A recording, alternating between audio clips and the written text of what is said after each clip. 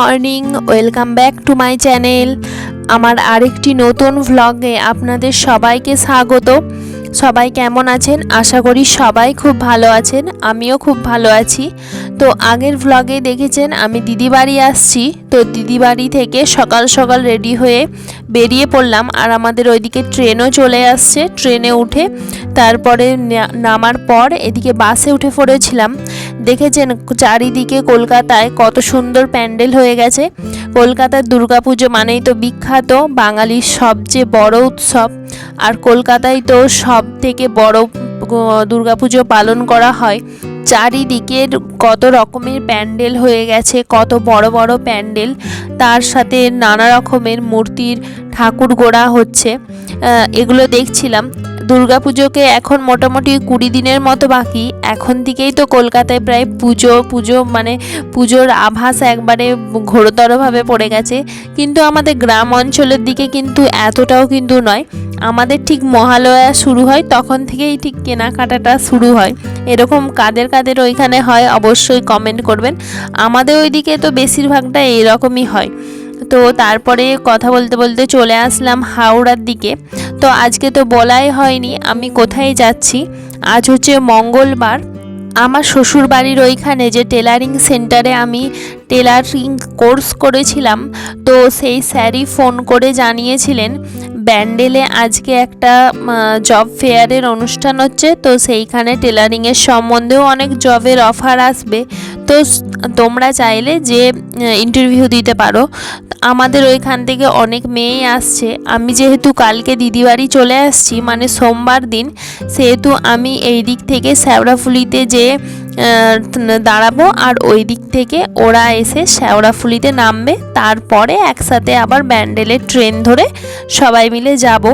তো এইদিকে কথা বলতে বলতে চলে আসলাম হাওড়া স্টেশনে। হাওড়া স্টেশনে আসার পর ট্রেনে উঠে পড়লাম। আমি শ্যাওড়াফুলিতে গিয়ে নেমে পড়ব।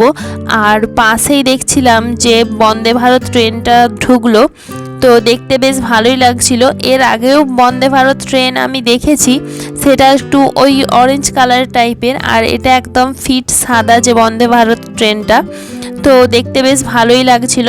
তারপর আমি পৌঁছে গেলাম শ্যাওড়াফুলি জংশনে। নেমে আমি কিছুক্ষণ বসেছিলাম। তারপর ওরা সবাই মিলে আসলো। আসার পর একসাথে ব্যান্ডেলে ট্রেন ধরে চলে আসলাম ব্যান্ডেলে।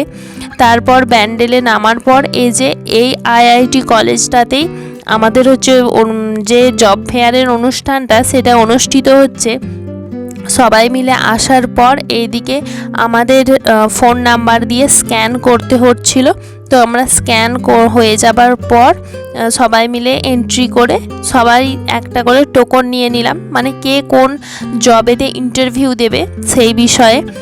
যেহেতু এটা জব ফেয়ার, কেউ একটাতেও ইন্টারভিউ দিতে পারো, কেউ দুটোতেও দিতে পারো, এইভাবে ছিল। তো আমরা যেহেতু টেলারিং কোর্স কমপ্লিট করেছিলাম, সেহেতু টেলারিংয়ে অপশানটাই বেছে নিয়েছিলাম আর সেটাতেই ইন্টারভিউ দিয়েছিলাম। তারপর ইন্টারভিউ দেওয়া হয়ে যাবার পর আমরা একটু সামনে যে দোকান ছিল, মানে হোটেলগুলো ছিল, সেই হোটেলে স্যার বলে রেখেছিলেন। তো সেখানে খাওয়া দাওয়া করে নিয়েছিলাম সবাই মিলে। অনেক দিন পর আমাদের টেলারিংয়ের বন্ধুগুলোর সাথে একসাথে দেখা হয়েছে। তার মধ্যে সবাই আসেনি, তো যে কজন এসেছে সবারই সাথে দেখা হয়েছে, খুব ভালোও লাগছিল। তারপর কিছুক্ষণ ট্রেনের সময় ছিল দেরিতে, তার জন্য স্যার বলল যে ব্যান্ডেল যখন এসেইছি তো ব্যান্ডেলের চার্চটা সবাই মিলে ঘুরে যাব। তো তার জন্য সবাই মিলে চলে আসলাম ব্যান্ডেলের চার্চটা দেখতে। এটা আমার প্রথম ব্যান্ডেলে আসা আর ব্যান্ডেলের প্রথম চার্চ দেখা। এর আগে আমি কোথাও চার্চ দেখিনি। চার্চে এসে চার্চটা দেখে এত ভালো লেগেছে তা সেটা বলার নয়। আর চার্চের যে ভেতরে মানে যীশু খ্রিস্টের যে আসল স্থান, সেখানে ক্যামেরা অ্যালাউ ছিল না, মানে প্রার্থনা স্থলটাতে অ্যালাউ ছিল না। তো আমার এত ভালো লেগেছে, মানে ওদের প্রার্থনা স্থল এত নিশ্চুপ, এত নিঃশব্দ, মানে ভেতরে ঢুকলেই মন ভরে যাবে। আর যীশু খ্রিস্টকে দেখলেই মানে সমস্ত মনের বাসনা কামনা ভুলে গিয়ে শুধু দেখতেই মন যাবে। আমি তো যতক্ষণ ভেতরে ছিলাম ততক্ষণ মনোমুগ্ধ করে শুধু দেখছিলাম, এত সুন্দর দেখতে লাগছিল। আর এইগুলো দেখছেন, এগুলো হচ্ছে বাইরের দিকে সব যিশু খ্রিস্টের যে চরিত্র বা ছোট থেকে বড় হয়ে ওঠা সেগুলো সব স্ট্যাচু হয়ে এইগুলো করে রাখা হয়েছে। আর এইদিকে যিশু খ্রিস্টের একটা বড় করে স্ট্যাচু করে রাখা হয়েছে। ফাঁকের জায়গাগুলোই বেঞ্চও রাখা আছে যাতে মানুষজন বসতে পারে। তারপর আমরা সবাই মিলে ভেতরে ঢুকলাম। ভেতরে যতটা ক্যামেরা অ্যালাউ ছিল আমি ততটুকুই ভিডিও করেছি। তারপরে যেখানে প্রার্থনাস্থল ভিডিও অ্যালাউ ছিল না ওখানে ভিডিও করতে পারিনি। এইদিকে প্রথমে আমি চার্চের ভেতরে ঢুকছিলাম, ঢুকেই সামনে এই যে একটা স্ট্যাচু ছিল, এটা কার স্ট্যাচু আমি জানি না, কিন্তু আমার এত ভালো লেগেছে, মানে চকচক করছে আর মনে হচ্ছে যেন সত্যি মানুষটা দাঁড়িয়ে আছে, এত সুন্দর দেখতে লাগছিল।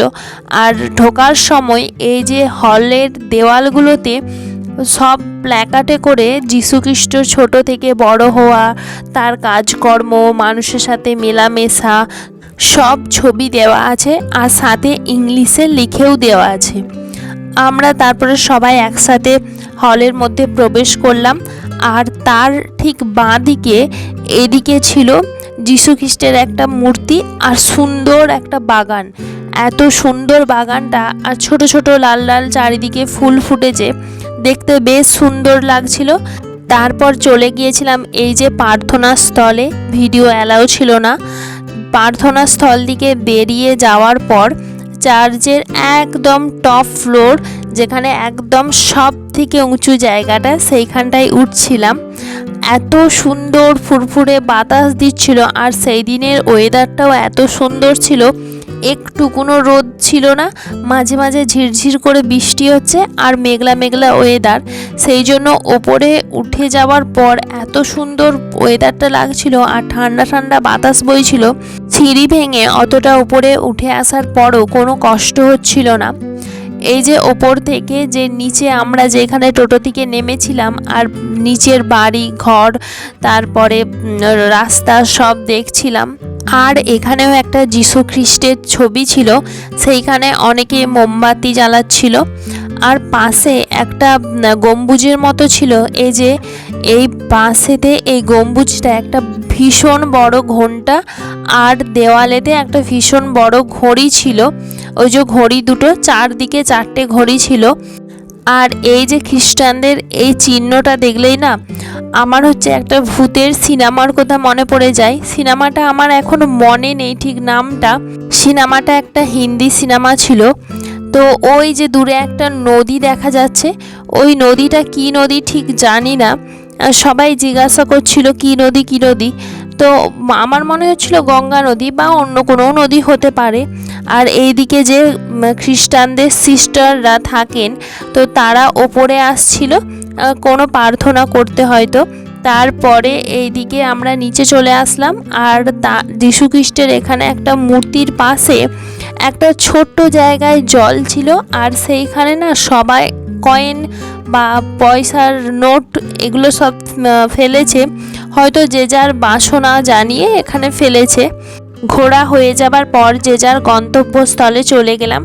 আজকের ভ্লগটা এখানেই শেষ করলাম। যদি ভালো লাগে অবশ্যই লাইক কমেন্ট শেয়ার করবেন এবং চ্যানেলটি সাবস্ক্রাইব করে পাশে থাকা বেল আইকনটি বাজিয়ে দেবেন, যাতে আমি ভিডিও আপলোড করার পর আপনার ফোনে সরাসরি নোটিফিকেশান চলে যায়। আজকের মতো টাটা, ধন্যবাদ।